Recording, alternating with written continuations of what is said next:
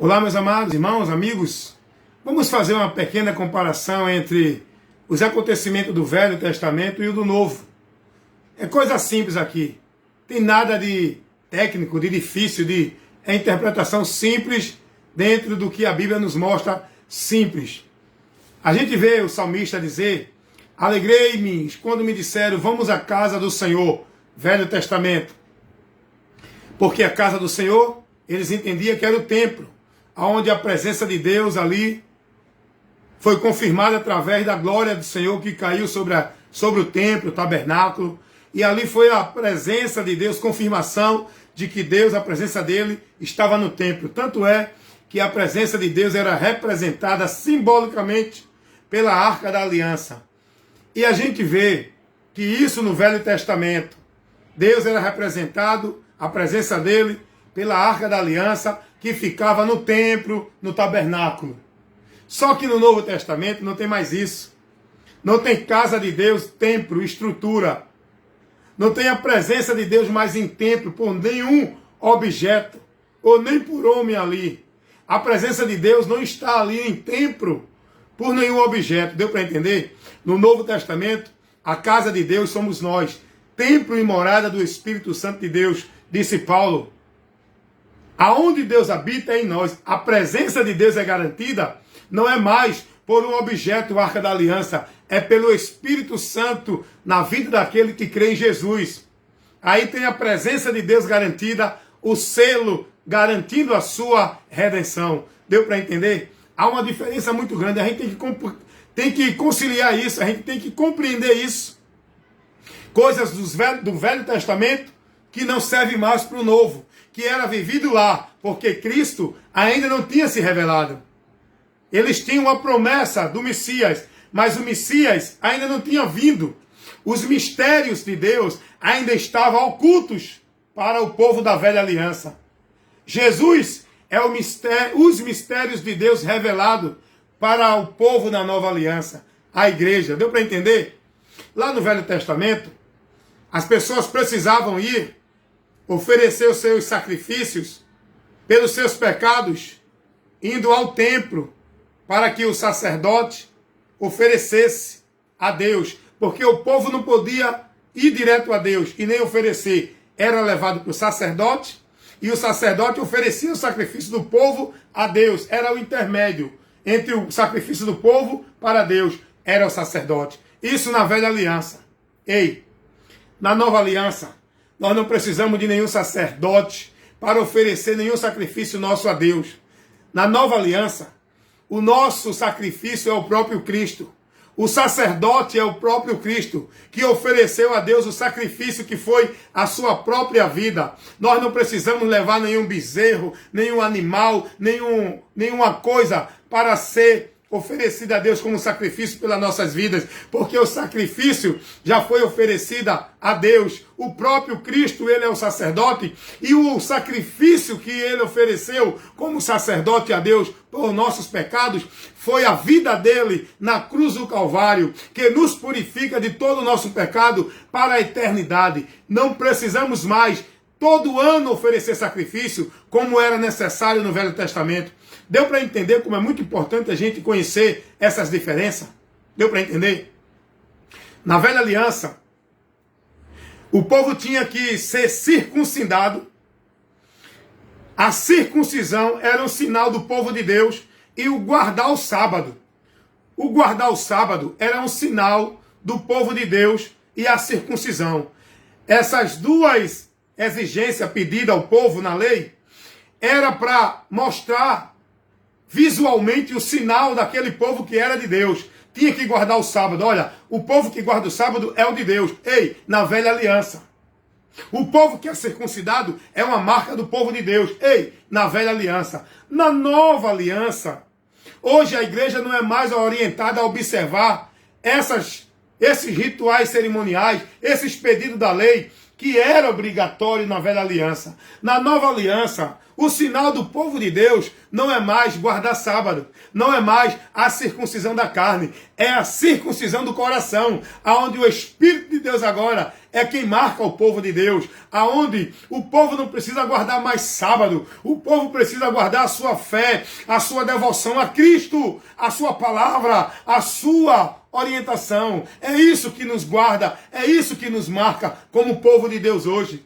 Não é mais guardar nenhuma ordenança da lei, do ritual cerimonial que era pedido na velha aliança. Deu para entender? Na nova aliança, o sinal que marca o povo de Deus não é igreja, não é local, não é prática, não é veste, não é forma religiosa, é o Espírito Santo, é a doutrina de Cristo. Quem tem a doutrina de Cristo tem a Deus. Quem está selado pelo Espírito Santo, esse está guardado, é de Deus, e Deus conhece os que são seus. Deu para entender? Não é mais sinal visível que sela, que marca o povo de Deus. Deu para entender? A circuncisão agora é do coração. É aqueles que se convertem na alma a Cristo. E esses são selados como sinal do povo de Deus. Então nós temos que entender essas coisas que eram pedidas no Velho Testamento, que não é mais pedido no Novo. Velho Testamento é o quê? O velho pacto de Deus com os homens, que Deus pediu, a exigência que Deus pedia, que Deus orientava o povo a fazer, para não receber a ira dele, tinha que oferecer sacrifício, o local de adoração era o templo. Mas na nova aliança, não. Tanto é que Jesus ensinou isso. Quando chega uma mulher que tinha esse entendimento, estava na dúvida, porque os judeus diziam que era no templo em Jerusalém, e os samaritanos diziam que era no Monte Gerazim, o local de adorar a Deus. E a mulher vai a Jesus e pergunta: qual é o lugar, Jesus? Quem é que está certo, judeu ou samaritano? Jesus disse: nem judeu, nem samaritano. Porque hoje vocês têm que andar pela verdade. A verdade é Ele, Jesus. E Jesus, como uma verdade, esclareceu a mulher, dizendo: mulher, nem no monte, nem no templo em Jerusalém se adora a Deus, porque o local de adoração não é mais lugar geográfico, é na vida de todos aqueles que verdadeiramente se convertem a Jesus. Porque Deus, Ele quer ser adorado em espírito e em verdade. E os verdadeiros adoradores adoram a Deus em espírito e em verdade. O local de adoração não é em templo, não é em igreja, não é em monte. O local de adoração é na minha vida, no meu interior, no meu ser, rendido a Cristo para servir a Deus. Isso é adorar a Deus. Deu para entender? No Novo Testamento, nós temos uma orientação, os princípios que não é mais válido os do Velho Testamento, não é mais exigido para a igreja. O velho foi abolido, como diz lá em Hebreus. O novo estabelecido envelheceu o velho, e logo o velho foi abolido. Os rituais da lei judaica não é pedido para a igreja. Os rituais da lei judaica não é mais necessário para a igreja. A igreja não foi orientada para isso. A lei, ela tinha vigor até Cristo cumprir. A lei está em vigor ainda na vida de quem não tem Jesus. Vai ter que cumprir a lei. E como ninguém pode cumprir a lei, esse vai ser condenado. Maldito todo aquele que estiver sobre a lei. Vai ser condenado, porque ninguém que está vivendo, querendo guardar a lei e vivendo sobre a lei, será justificado, porque a lei, ela não veio para salvar, ela veio para condenar, porque ninguém pode viver a lei. Jesus, ele vem e cumpre a lei. Como homem, ele cumpriu toda a lei. Não caiu nem um tio, nem um jota, ele cumpriu tudo. E nós somos cumpridores da lei com a nossa fé em Cristo. Não é mais guardando os rituais da lei, é guardando a palavra de Cristo. E eu pergunto, Cristo mandou guardar o sábado? Não. Então não precisa você se preocupar em dia de sábado não fazer nada. Porque isso é hipócrita, isso é vã, isso é uma coisa vazia, inócua, não serve de nada para Deus. Você pode guardar sábado, domingo, segunda, terça. A vida com Deus não é essa. Não é isso que Deus pede. A fidelidade a Deus agora é guardando a palavra de Cristo. Deu para entender? Jesus veio estabelecer, ele disse: eu vos dou um novo mandamento. Jesus deu um novo mandamento. Primeiro é o amar a Deus diante de qualquer coisa. E segundo, amar o próximo. Tá bom? Aí você vai ter uma lição nesses dois. Mas não é preciso mais nenhuma observação de guardar, nenhuma ordenança que foi pedido na lei. Até porque, entenda uma coisa, a lei foi para os judeus. As exigências cerimoniais foi para os judeus. Cumpri-la.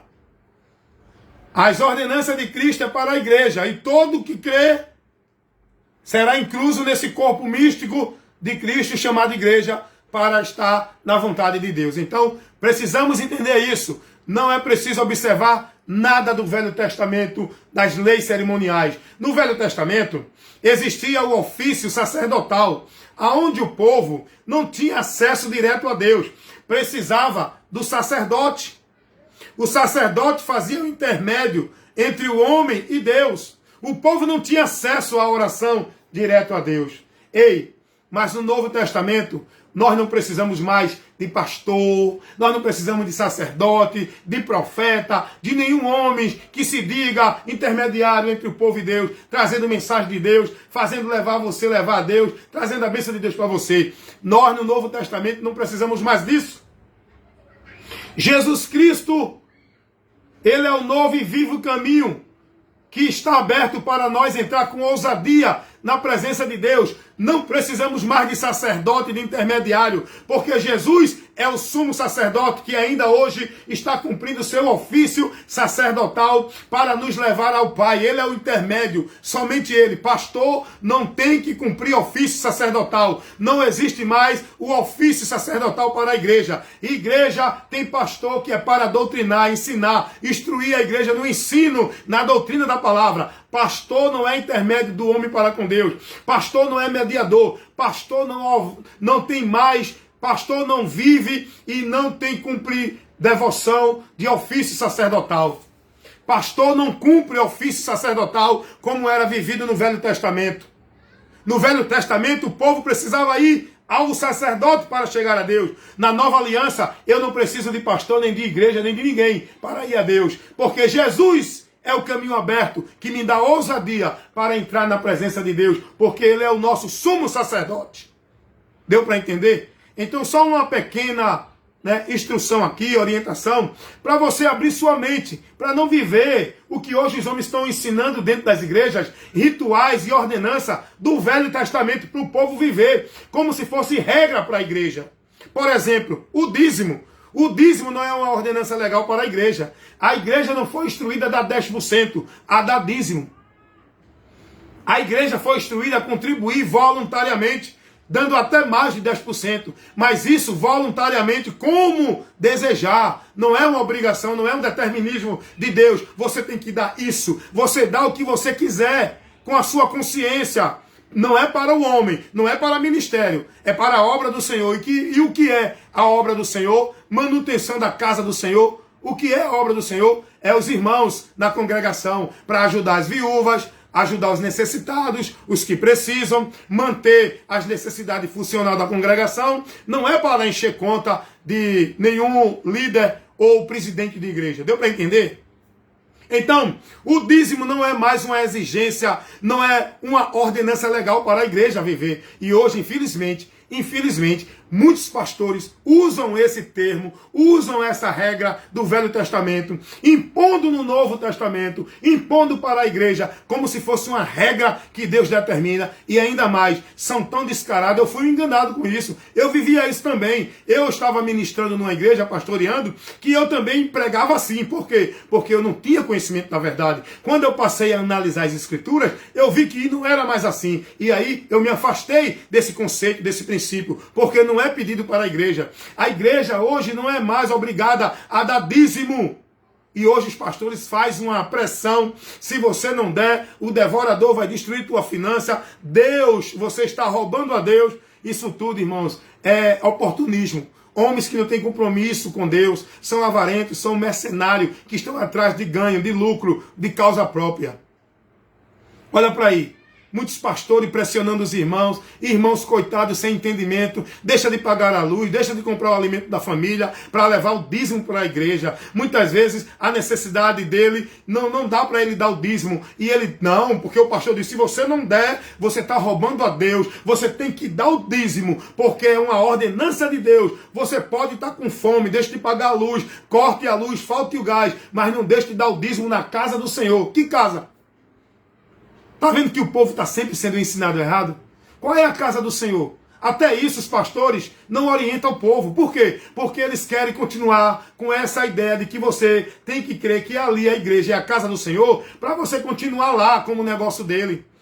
O propósito é fazer você estar lá. Você não pode se ausentar de lá. Senão deixa de lucrar para ele. Deu para entender? Como hoje eu conheço que hoje tem muitos aproveitadores, mentirosos, enganadores, fraudulentos, que levam o povo simples à opressão e priva o povo da verdade, porque é um dever dos pastores pegar a Bíblia e levar isso que eu estou levando aqui para você, para a igreja, para que a igreja seja livre desse peso, desse fardo que é colocado na vida dos irmãos dentro das religiões. O Velho Testamento pedia o dízimo e era uma coisa exclusiva para uma tribo, não era para satisfação do homem, era para uma tribo sacerdotal. A igreja não foi orientada a isso. Então, gente, abram os olhos, fiquem espertos e Cristo te esclarecerá. Busque o conhecimento da verdade, e a verdade é a doutrina de Cristo, é o que Cristo ensinou. O Novo Testamento tem muitas coisas que você vai ser instruído ali, que não é mais a obrigação da igreja, que não é para a igreja. Muitas coisas ali que eram exclusivas para Israel, não é para a igreja. E você tem que conhecer o que é isso, porque tem muita igreja aí vivendo os dogmas, os ritos da lei, levando o povo a praticar e a guardar o fardo pesado da lei, que não vai poder carregar. Pela lei ninguém é salvo. Todos que quiserem guardar o sábado como se fosse cumprir a vontade de Deus, vão entrar em condenação, porque o sábado não salva. Não é guardando o sábado, porque se você guarda o sábado e não guarda os outros mandamentos, você é réu do juízo de Deus e transgressor de todos os mandamentos, porque tem que cumprir, não é só o sábado, é os 10 mandamentos. Se você quer viver uma vida com Deus, guardando a lei. E isso o homem não pode. Nenhum homem cumpriu. Só Jesus veio e cumpriu a lei na íntegra, para que nele sejamos cumpridores da lei. Não por mim, mas em Cristo eu sou cumpridor da lei e não estou mais dentro do fardo da condenação, do jugo da lei, porque agora eu estou liberto pela graça de Deus em Cristo, que cumpriu a lei por mim e por você. Creia em Jesus, se converta, conheça a verdade e saia desse engano, saia dessa prisão, saia dessa escravidão, saia dessa submissão à igreja e seja submisso a Cristo, para você ser liberto em nome de Jesus. Amém? Evangelista Wellington Ramos, compromisso em pregar a verdade do Evangelho, nada além da verdade.